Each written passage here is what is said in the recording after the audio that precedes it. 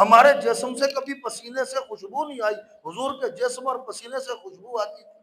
ہم سو جائے ہمارا وضو ٹوٹ جاتا ہے، حضور سو جاتے تھے وضو نہیں ٹوٹتا تھا۔ ہم مر جائیں ہماری وراثت تقسیم ہوگی، حضور دنیا سے تشریف لے گئے، آپ کی وراثت تقسیم نہیں ہوئی۔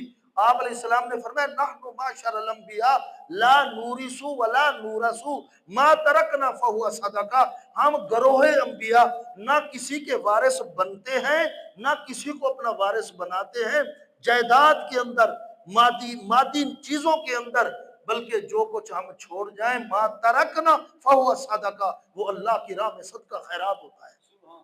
مثلا حضور نے بستر چھوڑا، آپ علیہ السلام نے اپنی ملکیت میں کوئی گلاس کوئی کٹورا چھوڑا تو وہ صدقہ ہوا، فرمایا وہ آگے وراثت نہیں چلے گا، کیوں؟ جو انبیاء کی وراثت نہیں ہوتی۔ اور میں اور آپ اگر مر جائیں، میری اور آپ کی بیوی سے دوسرا مسلمان بغیر بعد عدت کے بعد نکاح کر سکتا ہے، شہید کی بیوی سے بھی کر سکتا ہے، لیکن جب نبی دنیا سے چلا جائے تو نبی کی بیوی امت کی ماں ہوتی ہے، اس کے ساتھ نکاح نہیں ہو سکتا۔ وازواج امہاتہم، بہت سارے فرق ہیں۔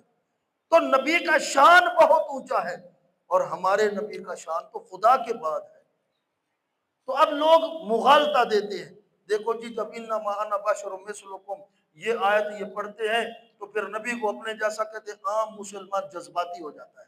اچھا جی، ان دیوبندیوں کا عقیدہ یہ ہے کہ نبی ہمارے جیسے ہیں، یہ گندے گناہگار اور نبی پاک اور گناہوں سے پاک، اور یہ جو ہے اپنا فلاں فلاں عیبوں والے، نبی بے عیب ہے، تو یہ نبی کی توہین ہے، گستاخی ہے۔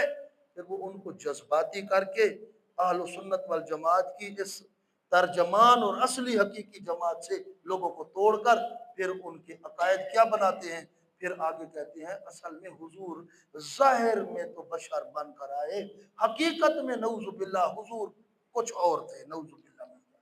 پھر آگے انہوں نے کیا کیا کہ اصل عقیدے سے ہٹایا، آگے عقیدہ کیا دے دیا۔ اب آپ دیکھیں ایک دیوان ہے محمد یار، ایک بندہ گزرا ہے مولوی تھا، اس کا ایک دیوان ہے دیوان محمدی، میرے پاس 2 جلدیں ہیں اس میں وہ ایک جگہ یہ کہتا ہے، شروع میں خود پہلا شعر لکھتا ہے، کہتا ہے گر محمد نے، اس کا نام تھا محمد یار۔ اب دل جو ہے نا بڑا دکھتا ہے اس طرح کی بات کرتے ہوئے، لیکن سمجھانے کے لیے عرض کر رہا ہوں۔ کہتا ہے گر محمد نے، اپنا نام کہتا ہے کہ یعنی میں محمد یار، گر محمد نے محمد کو خدا مان لیا، پھر سمجھو کہ مسلمان ہے دغا باز نہیں، نعوذ باللہ من ذلک۔ یعنی اب حضور کے بارے میں اگر قرآن کی روح سے کسی نے کہا کہ اللہ نے کہا جیسے تم انسان ہو میرا نبی بھی انسان ہے، لیکن ظاہری جسمانی اعتبار سے، شان اور مقام کے اعتبار سے میرے نبی کا کوئی نبی بھی مقابلہ نہیں کر سکتا، ٹھیک ہے، لیکن ادھر انہوں نے اس حوالے سے جذباتی کیا، دیکھو جی اپنے جیسا کہہ رہے، اور ادھر جا کے خدا بنا دیا، نعوذ باللہ۔ کیا جی وہ تو، اور آگے اس نے ایک جگہ شعر لکھا ہے، کہتا ہے جو بجاتا تھا انی عبدہو کی بنسری ہر دم، محشر میں انی انا اللہ بن کے نکلیں گے، نعوذ باللہ۔ کہتا ہے حضور دنیا میں کہتے تھے کہ میں تو بندہ ہوں، میں تو اللہ کا بندہ ہوں، لیکن قیامت میں عرش پر خود حضور ہی اللہ بن کر بیٹھے ہوئے ہیں، نعوذ باللہ۔ اب مجھے بتاؤ حضور کی محبت کی آڑ بنا کر اب حضور علیہ السلام کے متعلق کیا عقیدہ بنوا دیا۔ اب جب ربیع الاول کا مہینہ آتا ہے، پچھلا مہینہ ربیع الاول کا تھا، میرا ارادہ اس مہینے میں آنے کا تھا تاکہ آپ کو ولادت کے حوالے سے صحیح عقیدہ دیا جائے۔ اب ولادت حضور علیہ السلام کی بیان کرنا اعلیٰ درجے کا ثواب ہے، یہ ہمارا عقیدہ ہے، کیونکہ قرآن میں حضور کی ولادت کا ذکر ہے، میں نے آیت پڑھی ہے، ابراہیم علیہ السلام نے دعا کی ربنا وابعث فیہم رسولا منہم، اے اللہ محمد مصطفیٰ کو پیدا فرما، اس کا مفہوم ہے۔ اور حدیث میں آتا ہے حضور نے فرمایا دعوت ثمرۃ نبی ابراہیم، میں اپنے اب ابراہیم کی دعا کا ثمر ہوں، بشارت اخی عیسیٰ، اپنے بھائی عیسیٰ علیہ السلام کی خوشخبری ہوں، ان کی بشارت ہوں، ورؤیا امی صادقہ، اور میں اپنی اماں کا سچا خواب ہوں۔ یہ میلاد ہے حضور کا، قرآن نے بھی میلاد بیان کیا حضور کا، اور حدیث نے بھی، حضور نے بھی اپنا میلاد خود بیان کیا، صحابہ بھی حضور کا میلاد بیان کرتے تھے، لیکن میلاد کے معنی کیا ہے؟ حضور کی پیدائش، حضور پیدا ہوئے۔ اب کچھ لوگ یہ کہتے ہیں، دیکھیں جی نبی پاک علیہ السلام پیدا تو ٹھیک ہے ہوئے ہیں، لیکن تھے وہ اللہ کے نور کا حصہ، نعوذ باللہ، نور من نور اللہ، نعوذ باللہ۔ حالانکہ یہ ضعیف روایت ہے، لیکن اگر اس کا صحیح معنی کر دیا جائے تو ٹھیک ہے، کوئی حرج نہیں، اس روایت کا بھی ہم انکار نہیں کرتے۔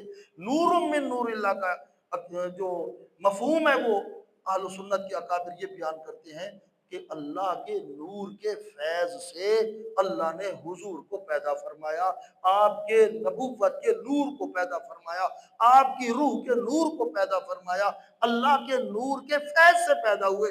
یہ عقیدہ ٹھیک ہے، کوئی حرج نہیں۔ اگر کوئی یہ کہے کہ اللہ کے نور کے مادہ سے حضور الگ ہوئے اور بن گئے، تو یہ لم یلد ولم یولد کے خلاف ہے۔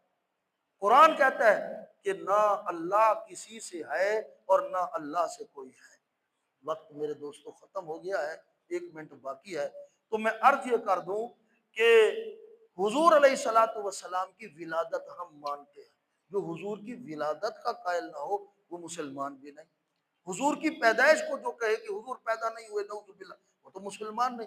اور پھر جو نعوذ باللہ حضور کو اللہ کہے یا اللہ جیسا کہے یا اللہ کے وجود کا حصہ کہے، نعوذ باللہ من ذالک، اللہ کے نور کے مادے کے اندر سے الگ کر کے اس کو جو ہے نا وہ حضور کا نور بنائے، تو یہ تو لم یلد ولم یولد کے خلاف ہے، یہ تو ایمان کا ہی انکار ہے سرے سے۔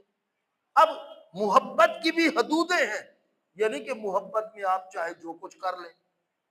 مجھے میرے ابے سے بڑی محبت ہے، مجھے اپنے والد صاحب سے بڑی محبت، اب میں والد صاحب کو کہوں والد صاحب ابا جی آج کے بعد میں آپ کو دادا سمجھوں گا، مجھے آپ سے محبت ہے، محبت کی وجہ سے میں آپ کو آج کے بعد اپنا دادا سمجھوں گا۔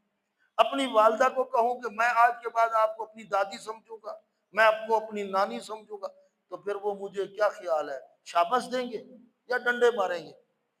میرے والد صاحب کہیں گے بھی محبت میں مجھے ابا ہی سمجھ، جو میرا شان اور مقام ہے، مجھ سے بڑھائے گا اگر تو مجھے